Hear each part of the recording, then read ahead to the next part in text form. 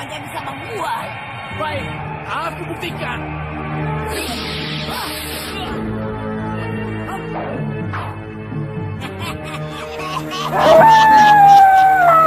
Prayogo, kau pasti sudah lama mampus.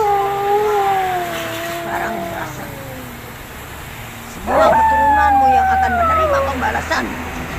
Mempersembahkan serial Sandiwara Radio Misteri dari Gunung Merapi. Dalam kisah Harimau Siluman.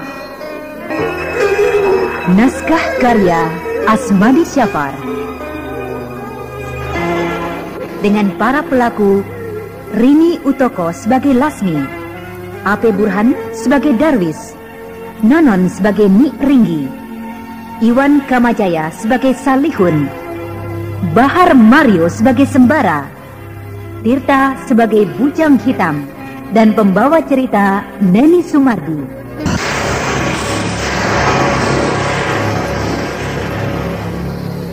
Pada bagian yang ke-28 telah dikisahkan bahwa Mardian akan diobati oleh Pak Salihun. Namun ternyata usaha Pak Salihun ini mendapat tantangan hebat dari Datuk Panglima Kumbang. Akhirnya dia datang sendiri untuk mencegahnya. Dan pertemuan antara Pak Salihun serta Datuk Panglima Kumbang membuat Pak Salihun agak bergetar dan malu karena secara diam-diam telah terjadi perang tanding di antara mereka, yang kemudian dimenangkan oleh Datuk Panglima Kumbang. Pak Salihun tidak berani meneruskan niatnya untuk mengobati penyakit Mardian tersebut. Namun dia mempunyai dendam tersendiri pada orang yang bernama Datuk Panglima Kumbang yang aneh dan membingungkannya itu. Dan juga dendamnya pada Sembara semakin membara karena pemuda itu juga belum bisa dikalahkannya dengan pasti. Nah, saudara pendengar, marilah kita ikuti serial Sandiwara Radio Misteri dari Gunung Merapi ini.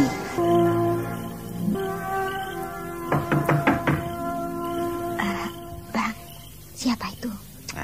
Ada apa? Ada yang mengetuk pintu di luar. Kau, sejak anakmu begitu, kau suka berpikir yang bukan-bukan. Betul, aku mendengarnya tadi. Kau jangan menakut-nakuti aku. Lihat, hari sudah hampir jam 1 malam. Nah, tuh Bang, aku takut. Ada apa sih kau ini?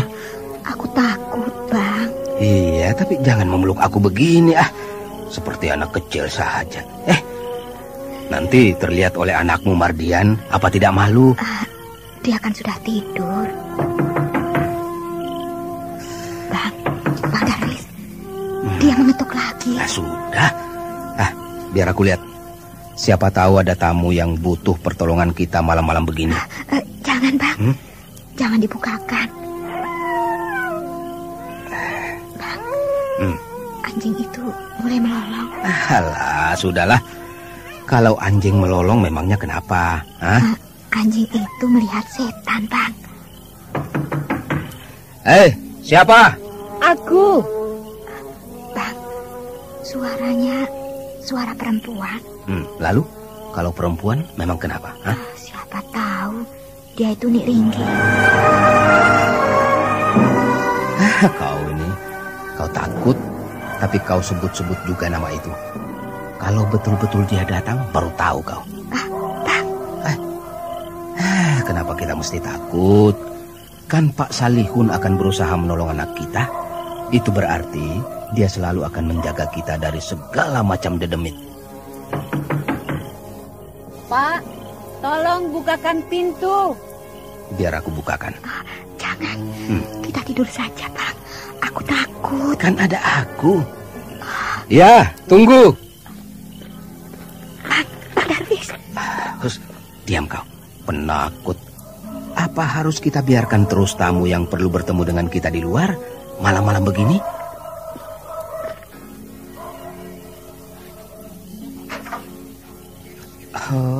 Mau bertemu dengan siapa? Saya mau bertemu dengan bapak atau ibu di sini. Oh, begitu. Ya, saya tuan rumah di sini. Anak siapa? Saya anak Pak Salihun. Ya. Lasmi, ini anak Pak Salihun. Mari masuk, mari. Terima kasih. Apa yang kau takutkan, Lasmi? Ini kan ternyata dia anaknya Pak Salihun. Bukan begitu, nak? Ya, saya anaknya yang paling tua. Bang, Hah? tertawanya aneh. Shh, itu tandanya anak ini ramah. Mudah tertawa pada siapa saja. Lihat, mukanya jernih kan? Mungkin ada pesan dari Pak Salihun untuk kami? Iya, ada Pak. Pesan apa itu, nak? Karena Bapak dan Ibu di sini sering diganggu siluman, maka Bapak dan Ibu disuruh mengambil obat ke sana sekarang juga. Tengah malam begini? Iya, karena obat itu baru saja selesai diramu. Sedangkan Bapak tidak bisa kemari karena terlampau capek. Maaf ya nak ya. Rasa-rasanya saya belum pernah melihat anak ini di rumah Pak Salihun. Iya Bu, saya tinggal di rumah nenek, jadi jarang di rumah. Siapa nama anak? Nama saya Buruk. Ya, bisa kami tahu? Nama kecil saya Nini. Nini. Atau Nik Ringgi. Kasihan ya malam-malam begini sendirian datang kemari. Bagaimana Lasmi? Ke rumah Pak Salihun kita malam ini? Besok sajalah Pak. Kasihan, dia sudah datang malam-malam dan jauh lagi. Tapi di rumah tidak ada orang, hanya Mardian. Kasihan kan kalau kita bangunkan dia. Tidurnya pulas betul. Kalau Bapak dan Ibu percaya pada saya, biarlah saya yang menunggu rumah ini. Sementara Bapak dan Ibu ke rumah Bapak saya. Oh, begitu ya. Nah, bagaimana Lasmi? Iya, tapi Bang, lihat kuku jari tangan perempuan itu. Kenapa? Kukunya panjang-panjang dan hitam. Oh iya. Nah, bagaimana Pak? Sudah berundingnya? Belum. Bapak ini kebingungan. Lasmi, giginya juga bertaring. Kau lihat. Bang, aku takut. Kita ambil jimat yang diberikan Pak Salihun. Semoga dia bisa kita usir dengan jimat itu. Sebentar ya, nak ya. Kami tukar baju dulu. Ayo, Las.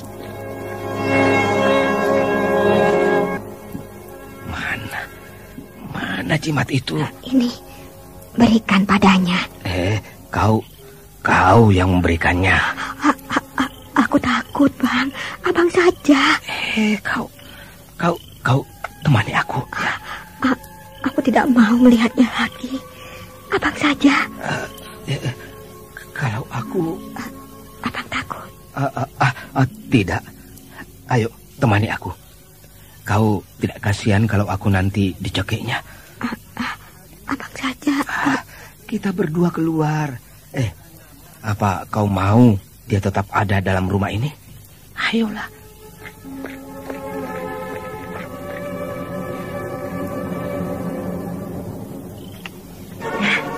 Sudah bangun anak Bapak? Belum. Bangunkanlah untuk menemaniku di sini, Pak. Biar sajalah. Dan untuk menemani anak selama kami pergi nanti, ini pegang saja ini, supaya tidak diganggu setan. Apa itu, Pak? Peganglah.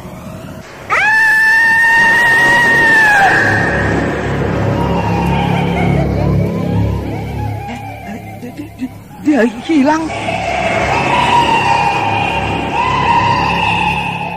Kembali siluman yang bernama Nik Ringgi gagal untuk membalas dendam pada Mardian.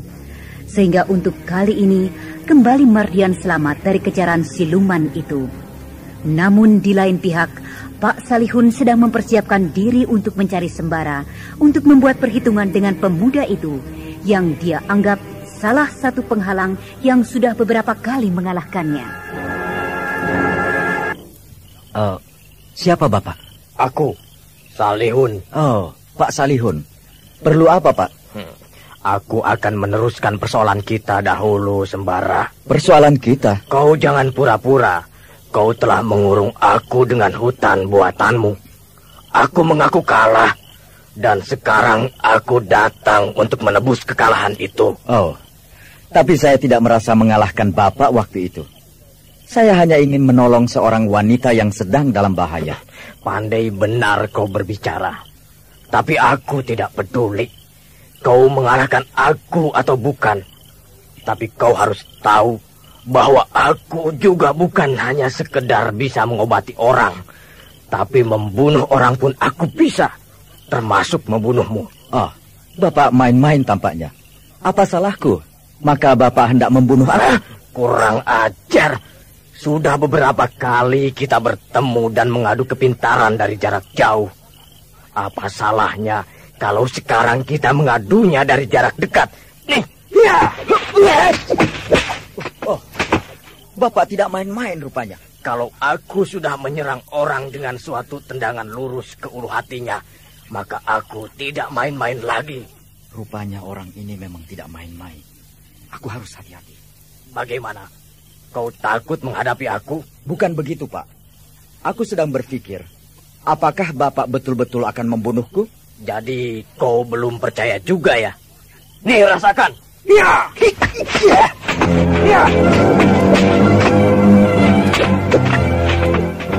Maka perkelahian pun tidak terelakkan lagi. Ya, perkelahian antara dua pendekar yang mempunyai kepandaian yang sama. Hanya yang satu tua dan yang satu lagi masih muda belia. Lihat seranganku, anak muda. Nih, balasannya.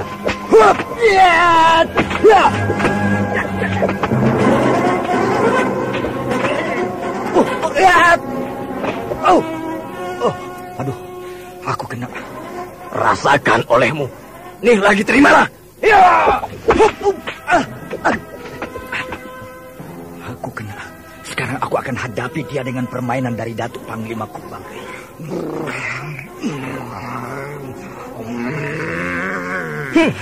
Kau memakai silat harimau? Ya, ini pelajaran dari Datuk Panglima Kumbang. Sudah aku duga bahwa kau memang ada hubungan dengan orang aneh itu. Baik, aku akan hadapi permainan silatmu ini. Mari kita mulai. Ya.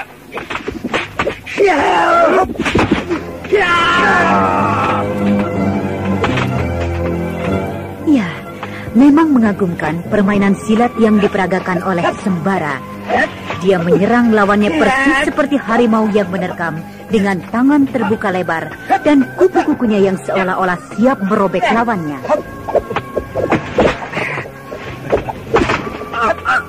Aduh. Sekarang cabut senjatamu. Maaf, Pak. Karena tergesa-gesa, saya tidak sempat membawa senjata untuk menghadapi Bapak. Kalau begitu, terimalah kematianmu di ujung golokku ini.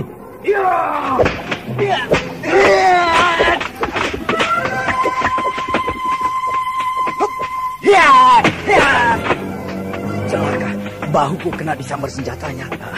Dia kena. Aku harus serang terus.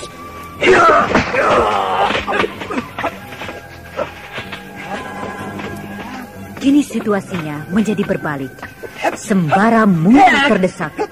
Karena di beberapa tempat di bagian badannya sudah merah kena sambaran senjata Pak Salihun yang nampaknya ahli dalam menggunakan senjatanya itu.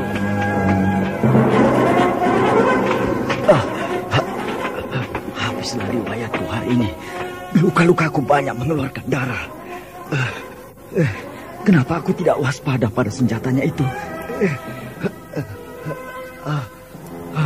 Pangeran, jangan putus asa. Oh, si bujang hitam datang. Ayo bangun. Hadapi kematianmu sekarang juga. pakailah ilmu pukulan api yang aku berikan padamu. Baik Bujang Hitam. Aku akan memakainya. Tapi badanku banyak mengeluarkan darah. Jangan takut. Nanti Datuk Panglima Kumbang akan mengobati luka-lukamu. Hayo, bangkitlah. Sekarang kau telah bangun untuk menerima kematianmu. Dia tampaknya mau membunuhku. Aku harus memusatkan pikiranku pada kedua tanganku. Dengan mengheningkan cipta, Sembara sedang menyalurkan seluruh kekuatannya pada kedua tangannya, sehingga tangannya terasa panas dan perlahan-lahan tampak memerah bagaikan api di malam yang gelap itu. Ilmu apa yang dipakainya ini? Tangannya tampak merah. Kalau begitu, aku harus menyerangnya lebih dahulu.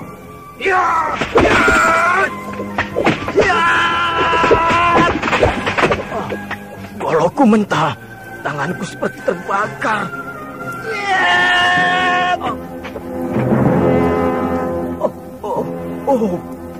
Pukulan itu seperti angin kencang yang panas.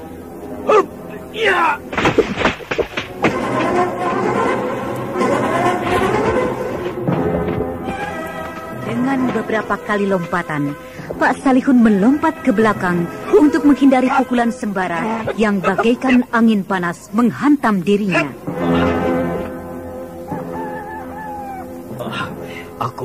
Aku harus menghindar dulu, tapi aku harus cari alasan supaya aku tidak malu. Aku rasa pertemuan kita cukup sampai di sini dulu, karena hari sebentar lagi akan pagi. Baik, kalau Bapak sudah tidak sanggup lagi menghadapiku. Bukan aku tidak sanggup ke barat.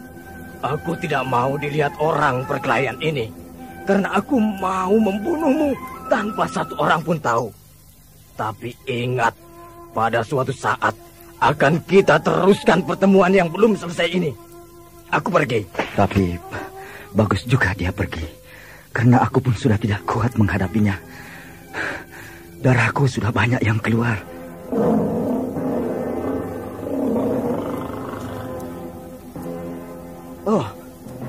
Datuk Panglima Kumbang. Sembara, duduklah bersila. Datuk Panglima Kumbang sudah datang untuk mengobati luka-lukamu. Ya Bujang Hitam. Dengan duduk bersila dan mengatur pernafasannya dengan baik, maka Sembara mulai memusatkan pikirannya. Dia berkonsentrasi pada luka-luka yang cukup banyak dan dalam, sehingga luka-luka itu banyak sekali mengeluarkan darah.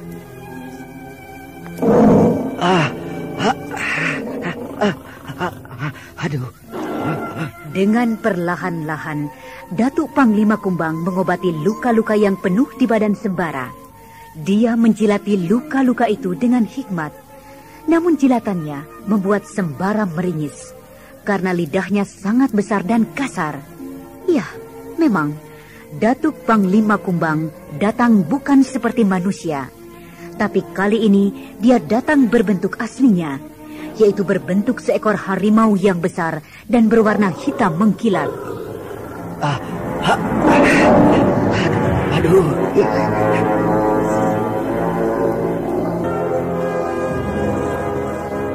Sementara itu di malam yang sama, Sembara sedang mengadu jiwa mempertahankan hidupnya di bawah sabetan senjata tajam yang digenggam oleh Pak Salihun Dukun yang disegani di daerah itu, yang ternyata juga sangat tangguh dalam berkelahi jarak dekat.